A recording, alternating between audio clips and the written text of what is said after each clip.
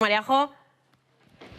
Així és, han hagut d'incrementar les hores de treball, sobretot per a donar resposta a la demanda que ve de l'exterior, de països com França o Anglaterra. Per a que vos feu una idea, el que és la injecció del plàstic que serveix per a produir peces com esta, estan treballant les 24 hores del dia a 3 torns. I això és la primera part, la que genera les peces. Després, per a ensamblar aquestes peces, ja no estan treballant tantes hores, però sí que han hagut d'allargar la jornada laboral.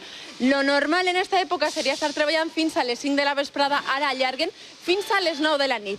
Una de les poquetes empreses que pot dir-ho això, que està fent més hores en aquesta època, és Injusta. Està especialitzada en vehicles a bateria, en joguines amb rodes i joguines d'exterior. Un sector, un tipus de joguet que, junt amb les nines, és el que més demanda està tenint en l'estranger, especialment en Europa. Ximo León és el cap de vendes d'Injusta i m'agradaria que es digueres.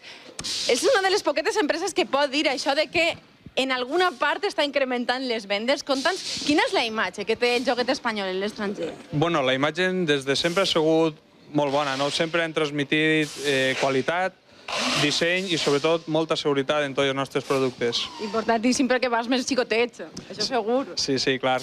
I una cosa, estem parlant d'increment de la demanda a l'exterior. Se sap alguna xifra? Perquè en aquests moments, així en Espanya, la cosa està incerta. Bueno, afortunadament, les vendes en exportació van molt millor que altres anys. Aproximadament el sector està un 5% per damunt, però desgraciadament el mercat nacional està molt contragut en una caiguda del 19%. Per tant, encara esperem remuntar a pesar de les dificultats i sobretot que els Reis Mags facin la màgia per a poder remuntar d'aquí a final d'any. De segur que sí, sobretot si continueu treballant d'esta manera. Gràcies, Ximo. Gràcies a vosaltres. Anem a observar una part, anem a fixar-nos en una de les parts de la producció, esta que veieu. Estan treballant, Laura, en una de les novetats. És una moto, la moto Klaus, que va per a xiquets a partir de 3 anys. Una moto esportiva ben xula. Si algun xiquet se porta bé i aconsegueix que els Reis li la porten, però a més, els pares han de saber que aquest xiquet estarà jugant segur, perquè les fan mans expertes com les de Ramon, que porten més de 40 anys fent moto. Jo crec que Pedrosa ja voldria tindre un mecànic com vostè. Ay, qué bueno. No perdíamos ni una carrera con él. Y tanto, esto lo tengo yo más claro. Hombre, seguro, seguro. Quina part del procés fa vostè, Ramon? Cojo las dos carcasas, Sí. yo las junto, le pongo el motor, posapié y el manillar.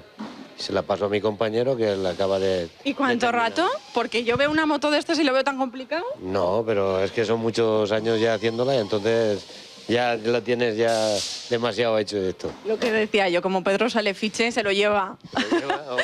A continuar. Després de Ramon, passem la moto a l'altre Ramon, que s'encarrega d'una altra part. ¿Qué parte es?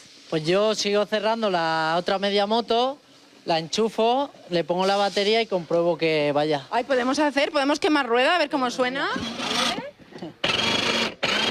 Ah, Pues, pues. velocitat punta per als xiquets, però això sí, amb seguretat, no passa dels 5 quilòmetres per hora. Això sí, importantíssim. Joguet espanyol, joguet segur. A ver, aquí fora xiquet ara, eh?